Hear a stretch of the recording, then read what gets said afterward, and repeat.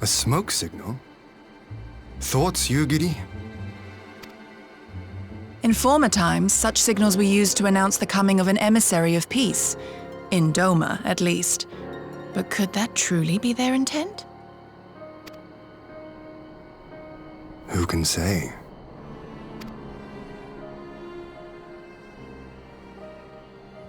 Whatever they want, we cannot simply blast them out of the sky. Not when they were so gracious as to honor one of our cherished traditions. I would not have it said that we Domans want for propriety. Then I shall go and reconnoiter. Nay, that won't be necessary. We will meet them openly.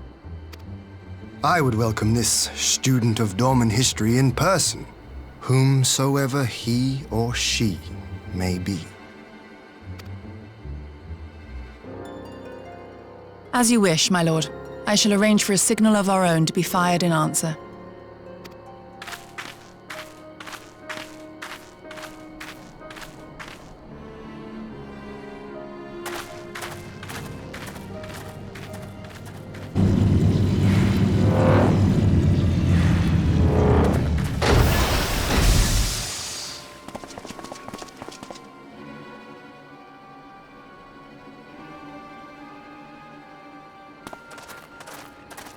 Well, that we should be received by the Lord of Doma himself.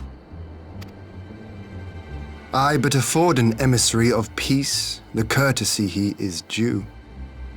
Welcome to Doma, my lord. Ah, where are my manners? I am Asahi Sus Brutus, Ambassador Plenipotentiary of Garlemald. He is heir to the Naiuri clan, and Yotsu's stepbrother. It seems I need not introduce myself, not in the presence of the famed Yugiri Mistwalker. Your skills as a shinobi are known far and wide, my lady. It is true. The former acting viceroy is my sister. Yet, bonds of kinship aside, we have precious little in common. As will soon become plain, I come not to sow strife, but to end it.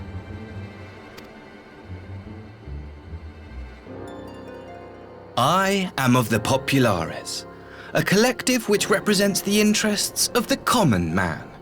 Long have we labored to bring about reform to the Empire's provincial policy. Happily for us, our master acknowledges the need for change. Indeed, His Radiance, Emperor Varys Zos Galvus, personally sanctioned this mission, granting me the authority to speak with his voice. To negotiate peace with Doma.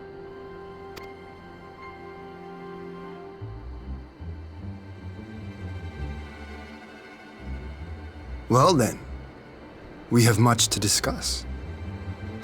Will you accompany me to my hall? Gladly, my lord.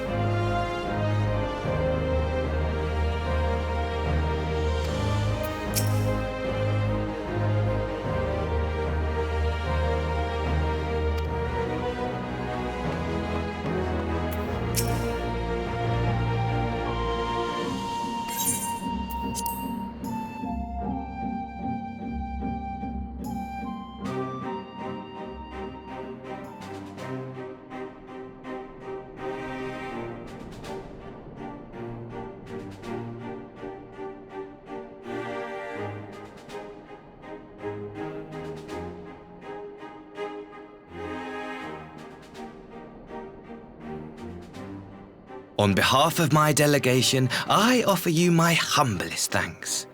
Never did I imagine that I would meet the gallant and noble Lord of Dorma himself, nor be welcomed into his magnificent hall. You'll forgive me if we forgo the pleasantries. You say you are come to negotiate peace.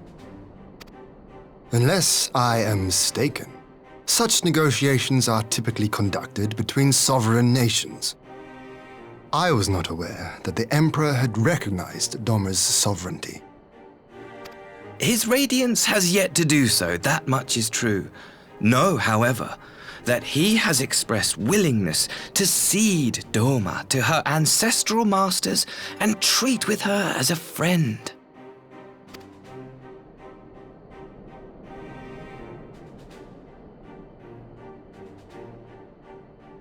Since the days of Emperor Solus, the Empire has aggressively expanded its territory. While you may not agree with our founding father's policy of expansion, I believe there is room for discussion on the matter of his lifelong goal, to rid the world of icons.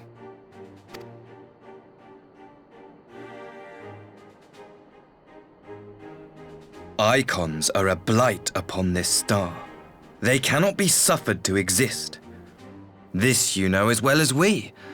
In his wisdom, Emperor Varus wishes to explore the possibility of an alliance to combat this common threat. On the condition that Dorma renounces summoning and pledges to police the Korgians' practice of it, his Radiance would extend the hand of friendship. Dorma has never shown any appetite for summoning, and it should go without saying that we will address any threat to our people, icon or otherwise. With regard to the Korjin, I must stress that they only resorted to summoning under extreme provocation. When the Ruby Sea was at peace and their sacred relics safe, they looked not to their kami for protection. Yet even now there are certain parties who would destabilize the region with ill-conceived military forays. Unless they alter their course, we cannot hope to be rid of icons. Quite. I can but apologize. In seeking to eliminate icons, the Empire creates them. 'Tis an irony among ironies, one with which the people of Eorzea are well acquainted, I am told. Indeed, many summonings are the result of persecution, the weak being driven to call upon the divine for deliverance from the strong. So it was in Alamigo, the bitter fruit of Garlean oppression. A tragic state of affairs. If we are to put an end to summoning once and for all, it shall not be through might, but harmony. Yet we continue to repeat our mistakes, oblivious to the lessons of history. My comrades and I would change all that. We, Populares, have campaigned long and hard for a shift in imperial policy, and at last the Emperor has seen fit to lend us an ear. Alas, there is a faction within Garlemald that would obstruct our every attempt at reform. A collection of pure-blooded Garleans who seek to consolidate their own supremacy. The Optimates. Lest you wonder, theirs was the hand that loosed our forces on the Confederacy. 'Twas a regrettable incident, one that flies in the face of everything we believe. And I swear to do all in my power to prevent a reoccurrence. That would be most welcome. But if I may speak plain, if the Empire itself is not of one mind, how can we be certain that any peace we negotiate will be honored?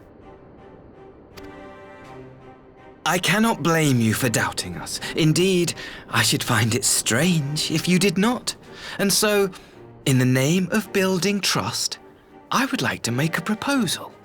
A prisoner exchange.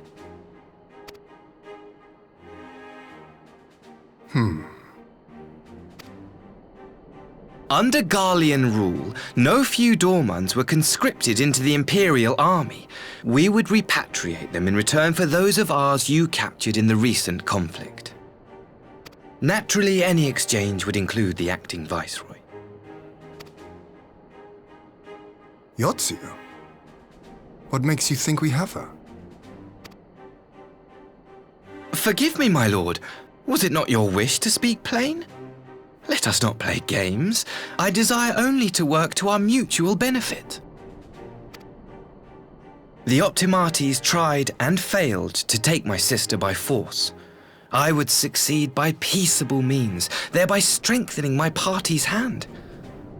'Twould be a lie to say I would not also be glad of my sister's safe return. A fellow plain speaker. How refreshing.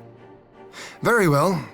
Your proposal has merit, but I will need time to consider it. Of course, my lord. May we remain in Dorma until you have come to a decision?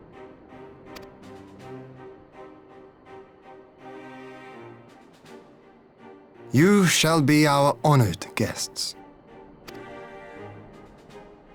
Yugiri, I leave the ambassador and his retinue in your care. See that they are well looked after.